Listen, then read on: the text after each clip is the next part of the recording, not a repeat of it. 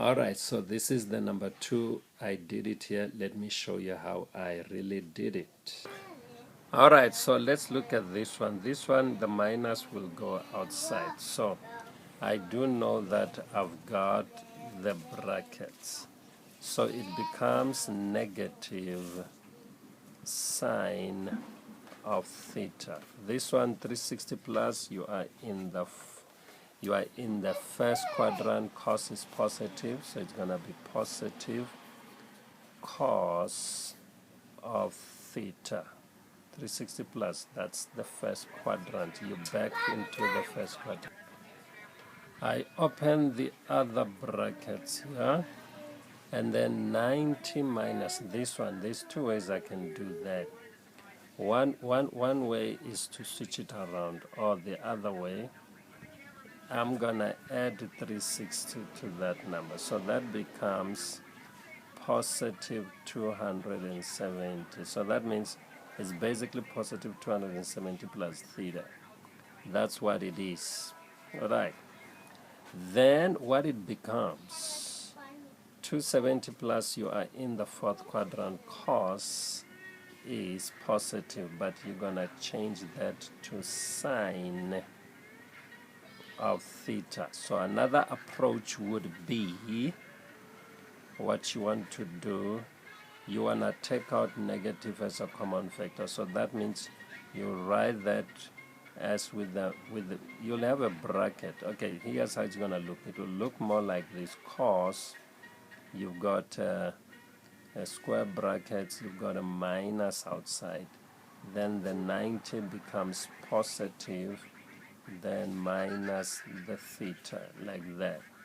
And then you close it like that. Then that minus you ignore because that's what I told in the previous one. Then 90 minus, you are in the first quadrant. Cos is positive, it becomes positive sine theta there. Exactly the same results. Alright, so 180 plus, you are in the third. Cos is negative there, so you're going to have cos of theta, but in a negative sense. There we go. Now all you have to do is to multiply that. What I would have done personally to make this one to look like that, remember this is positive, this is negative. I can pull out a negative here. Then we can do our foiling.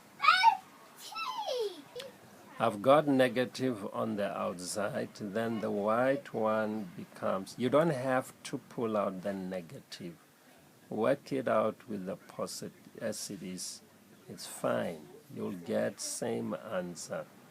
But sometimes we see some other things faster than we see the other one. So times by that. Now, look at that. This is, you are squaring a binomial. So I know outside the brackets I'm going to have that negative. Then inside I'm going to have sine squared of theta. Remember, there will be a middle term because it's going to be minus sine cos. So it's going to double. It's going to be minus 2 sine of theta and then cos of theta. Alright, so now we write the last term, which is minus cos times minus cos, which will give us a positive cos squared of theta. Alright, then I'm going to close the brackets. Now I want you to see something here. I want you to see what's in the white boxes. That box and that box. So this is sine squared plus cos squared, which gives you 1. So you're going to have 1 minus the pink, but we're going to multiply it by that negative. So that means you're going to end up with positive 2 sine theta multiplied by the cos of theta. Instead of saying 1, it will be minus the 1. Alright, for grade 11 we stop there, but for grade 12 this is another rule that would be written as sine twice theta, then minus the 1. So grade 12 will end here, grade 11 you'll stop here. Alright, so that's done.